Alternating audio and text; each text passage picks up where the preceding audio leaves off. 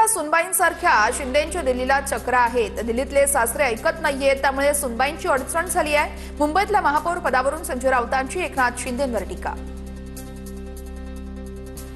संजय राऊत राहुल गांधींची नवरी झाले आहेत। काँग्रेसची नवरी असणाऱ्यांनी इतरांना सासू बोलू नये, नवनाथ बन यांचा राऊतांवर पलटवार।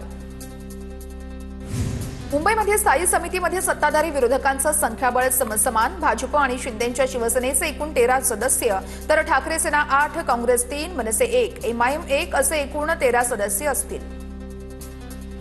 मुंबई महापौर पदाची निवड लांबणीवरती गेली। भाजप आणि शिंदेंच्या शिवसेनेच्या नोंदणी न झाल्यानं प्रक्रिया पुढे ढकलण्याचा निर्णय घेण्यात आलेला आहे। नवीन महापौरांची निवड आता फेब्रुवारी महिन्यातच होण्याचा अंदाज आहे।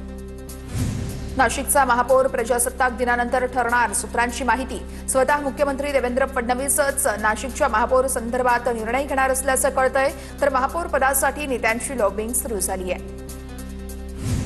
राज ठाकरे उद्धव ठाकरेंना सोडून जातील, त्याची काल सुरुवात झाली आहे। नवनाथ बन यांचा दावा, तर उद्धव ठाकरेंचं भाषण म्हणजे कॉमेडी सर्कस, म्हणून राज ठाकरेही उद्धव ठाकरेंचं भाषण ऐकायला थांबले नाहीत, वाढदिवसाला निघून गेले, बन यांचं वक्तव्य।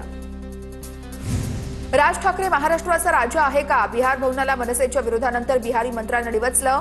बिहार भवन थांबवण्याची कुणाची ताकद नाहीये, जबरदस्ती चालणार नाही, बिहारचे मंत्री अशोक चौधरी यांचा इशारा। हल्लीच्या तरुणांमध्ये नोकरी करण्याची मानसिकता नाहीये, बिहारी माणूस पोट भरण्यासाठी इथे येतो, मग त्यांच्यावर टीका का? तरुणांना राग आला तरी चालेल, कारण आता 4 वर्षांनी निवडणुका आहेत, गुलाबराव पाटील यांचं वक्तव्य। सत्तेसाठी इतकी लाचारी नको, मराठी लोकांना दुय्यम समजल्यास परिणाम भोगावे लागतील, मनसेच्या अविनाश अभ्यंकर यांचा गुलाबराव पाटील यांना इशारा। तर बिहारच्या मंत्र्यांनी राज ठाकरेंचे गुण घ्यावेत, अभ्यंकरांची चौधरींवर टीका।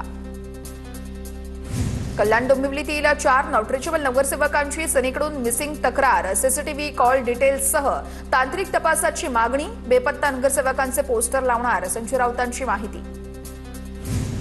मनसे अध्यक्ष राज ठाकरेंकडून सामना वृत्तपत्रात मुलाखतीमध्ये राज ठाकरेंनी ज्येष्ठ अभिनेते अमिताभ बच्चन यांचा किस्सा सांगितला। सोलापुरातील बार्शीमध्ये जिल्हा परिषद निवडणुकीसाठी दोन्ही शिवसेनेची महाआघाडी। ठाकरेंच्या सेनेचे दिलीप सोपल यांच्या पोस्टरवरती उद्धव ठाकरे यांच्यासोबतच एकनाथ शिंदे, अजितदादा आणि पवारांचा फोटो। त्यामुळे बार्शीच्या राजकीय संपूर्ण वातावरणामध्ये आता चर्चांना उधाण। सोलापूर पालिकेसाठी आज भाजपच्या गटनेत्याची निवड केली जाणार। पालकमंत्री जयकुमार गोरे यांच्या उपस्थितीमध्ये गटनेता निवडीसंदर्भात बैठक घेतली जाईल। भाजपचे विनायक कोंडियाल, अनंत जाधव यासोबतच डॉक्टर किरण देशमुख आणि नरेंद्र काळे यांची नावं चर्चेमध्ये। चंद्रपूर महानगरपालिकेमध्ये सत्ता स्थापनेवरून काँग्रेसमध्ये गोंधळ कायम। खासदार प्रतिभा धानोरकर यांनी स्वतंत्र गट नोंदवल्यानं चंद्रपूरमध्ये काँग्रेस या ठिकाणी आता राजकीय पेस वाढलेला आहे। धानोरकरांच्या गटावरती वडेट्टीवार यांच्या समर्थकांचा आक्षेप आहे। चंद्रपुरातील काँग्रेसमधील वाद आता दिल्ली दरबारी पोहोचला। काँग्रेस प्रदेश प्रभारी रमेश चन्नीथला यांची वडेट्टीवार आणि धानोरकरांसोबत अर्धा तास बैठक। वडेट्टीवार यांचा विरोध असताना देखील धानोरकरांनी 13 नगरसेवकांसह गटाची नोंदणी केल्याची माहिती।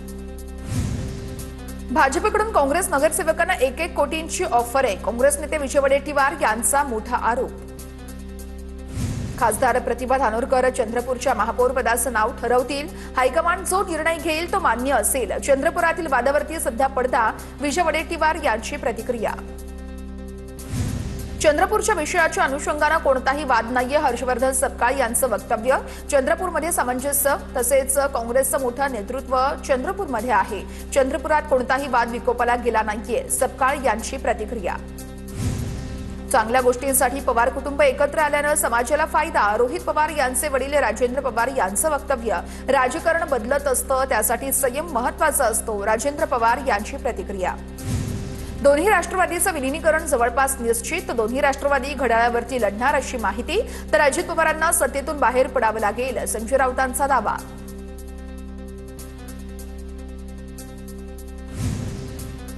डोंबिवलीमध्ये टपरीवरील कारवाईनंतर टपरी चालक तरुणीचा व्हिडिओ व्हायरल। मराठी तरुणीच्या व्हिडिओची स्वतः मनसे अध्यक्ष राज ठाकरे यांनी दखल घेतली, तर उद्यापासून टपरी लाव, राज ठाकरे यांच्यासोबत आयुक्त बोलतील। तरुणीला अविनाश जाधव यांचं आश्वासन। फक्त माझ्या स्टॉलवरच कारवाई का? एकता सावंत यांचा सवाल। तर हा महाराष्ट्र आमचा, यावरती पहिला आमचा हक्क, एकता सावंत यांची प्रतिक्रिया। मतमोजणी केंद्रातील गोंधळाप्रकरणी रुपाली पाटलांवर गुन्हा दाखल. शासकीय कामकाजामध्ये अडथळा निर्माण केल्याप्रकरणी गुन्हा.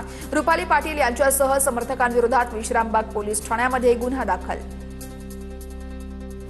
परभणी महापालिकेचं महापौरपद खुल्या प्रवर्गासाठी जाहीर झाल्यानंतर राजकीय घडामोडींना वेग. ठाकरेंची शिवसेना आणि काँग्रेसच्या युतीला महापालिकेमध्ये बहुमत, तर आम्हाला जास्त जागा मिळाल्या, आमचाच महापौर होणार, ठाकरेंच्या सेनेचा दावा.